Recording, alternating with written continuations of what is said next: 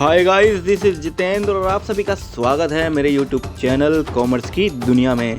So friends, commerce की A to Z videos आप सभी को मिलती हैं इस चैनल पर, तो अभी कीजिए इस चैनल को सब्सक्राइब और साथ ही साथ कर दीजिए प्रेस बेल आइकन, जिससे आप सभी देख पाएँ कॉमर्स की सारी वीडियोस सबसे।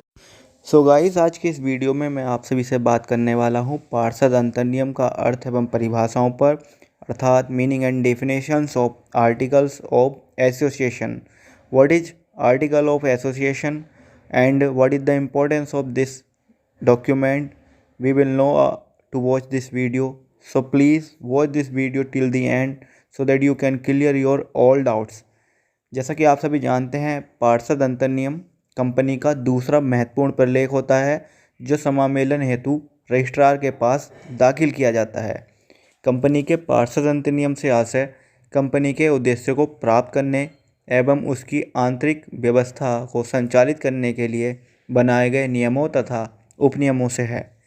कंपनी की संपूर्ण आंतरिक प्रबंध व्यवस्था उसके पार्षद अंतर्नियमों के अनुसार होती है।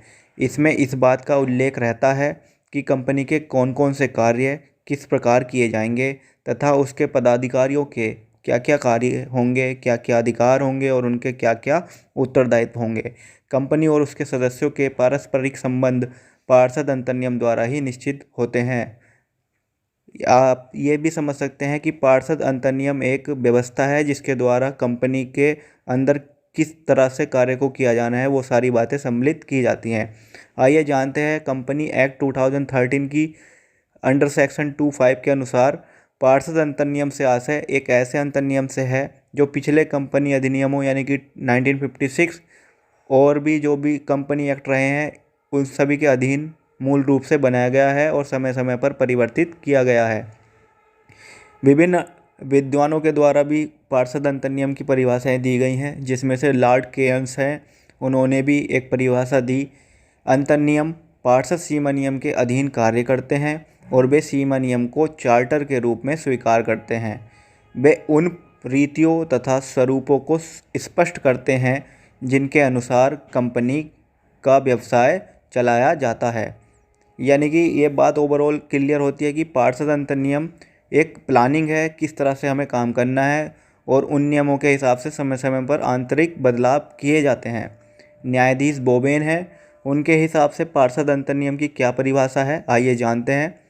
तो न्यायाधीश बोबेन के अनुसार पार्षद सीमा नियम में वे आधारभूत शर्तें होती हैं जिनके आधार पर कंपनी का समामेलन होता है। अंतर्नियम कंपनी के आंतरिक नियम होते हैं, यानी कि इंटरनल जो भी तैयारी की जाएगी, जो भी रूपरेखा तैयार की जाएगी, वो इन नियमों से होकर के गुजरेगी। ओवरऑल कंक्लूजन निकलता है। तो कंक्लूजन के आधार पर पार्षद अंतर्नियम की क्या परिभाषा रही, तो पार्षद अंतर्नियम की परिभाषा रहेगी उपयुक्त परिभाषा। पार्षद अंतर्नियम की उपयुक्त परिभाषाओं का अध्ययन करने के पश्चात निष्कर्ष रूप में यह कहा जा सकता है कि पार्षद अंतर्नियम कंपनी के पार्षद सीमा नियम के अधीन बनाया गया है और पार्षद सीमा नियम के अंतर्गत जितने भी नियम बने हैं उन उपनियमों की व्याख्या करता है और उन नियमों को किस तरह से सुचारू रूप से चलाना है और किस तरह से इंटरनल जो उसके मैटर रहेंगे उनको नियंत्रित करना है, उन पर नियमन करना है, रेगुलेशन करना है, वो सब यहाँ पर सिखाया जाता है। आइए जानते हैं पार्षद अंतर्नियम की आवश्यकता और महत्व क्यों ज़रूरी है, क्या कारण है कि हमें आर्टिकल ऑफ एसोसिएशन की ज़रूरत पड़ी और किस तरह से कंपनी में आर्टिकल ऑफ एसोसिएशन की एक इम्पोर्टेंस रहती है। तो सबसे पहले तो सबसे बड़ी ज़रूरत है रजिस्ट्रेशन हेतु आवश्यक। कोई भी कंपनी जब तक आर्टिकल ऑफ एसोसिएशन नहीं होगा तो कोई भी कंपनी रजिस्टर्ड नहीं हो सकती। इसलिए अंशों द्वारा सीमित दायित्व वाली कंपनी को छोड़कर प्रत्येक कंपनी के रजिस्ट्रेशन के लिए अंतर्नियम तैयार करना व रजिस्ट्रार के पास प्रस्तुत करना अत्यंत आवश्यक होता है और अनिवार्य है। ये अनिवार्य है। कंपनी एक्ट 2013 में पूरी तरह से क्लियर किया गया है।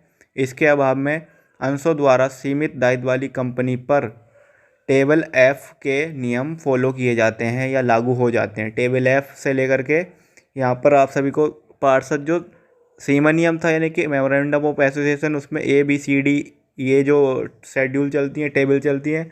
अब इसका दूसरा उद्देश्य जानते हैं। महत्व क्या है? उद्देश्य प्राप्ति में सहायक।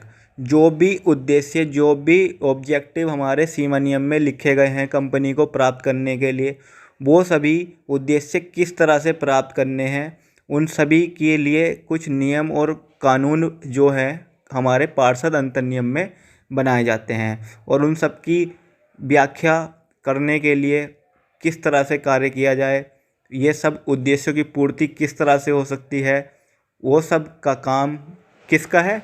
पार्षद अंतर्नियम का। आइए जानते हैं इसका तीसरा और अत्यंत महत्वपूर्ण महत्व। तो आंतरिक प्रबंध संचालन में सहायक। इंटरनली मैनेजमेंट के लिए बहुत ही ज़रूरी है, क्योंकि आपके पास अगर कोई नियम कानून नहीं होगा तो आप अपना घर भी नहीं चला पाएंगे। आपके घर में भी कुछ नियम कानून बनाए गए होंगे, तो उन नियम कानून के हिसाब से आपका घर चल रहा है। तो इससे कंपनी के आंतरिक प्रबंध संचालन में सुविधा रहती है, क्योंकि आंतरिक प्रबंध व्यवस्था से संबंधित नियमों व उपनियमों का उल्लेख अंतर्नियम में निहित होता है, या फिर कह सकते हैं अंतर्नियमों में ही होता है। तो जब मैं बात कर रहा हूँ आपसे, किसी भी घर परिवार या कोई भी काम हो, वो सब किसी न किसी नियम कानून के तहत ही किए जाते हैं। और जिस जगह पर नियम कानून ना हो तो वहाँ कार्य हो तो सकते हैं, लेकिन हो सकता है वो कार्य सही ना हो पाए। पारस्परिक समझौता यानी कि म्यूचुअल अंडरस्टैंडिंग के लिए भी ये ज़रूरी होता है। पार्षद अंतर्नियम कंपनी एवं सदस्यों के मध्य ठहराव है, एक कॉन्ट्रैक्ट होता है जो दोनों पक्षकारों को परस्पर बाध्य करता है। समझ रहे हैं आप? इससे क्या होगा, जब कुछ भी चीज़ रिटर्न में होगी, लिखी भी होगी, तो इन फ्यूचर जो है डिस्प्यूट होने के चांसेस नहीं होंगे। और इसका लास्ट सबसे बड़ा महत्व क्या है? सार्वजनिक प्रलेख, यानी कि एक पब्लिक डॉक्यूमेंट है। पार्षद अंतर्नियम एक सार्वजनिक प्रलेख है, अर्थात इसे कोई भी व्यक्ति देख सकता है। ये छुपाई जाने वाली जानकारी नहीं है। इसी आधार पर यह माना जाता है कि कंपनी के साथ व्यवहार करने वाले प्रत्येक पक्षकार को इस प्रलेख को दिखाया जाना जरूरी है, या इसकी समुचित जानकारी होना आवश्यक है। Thank you so much.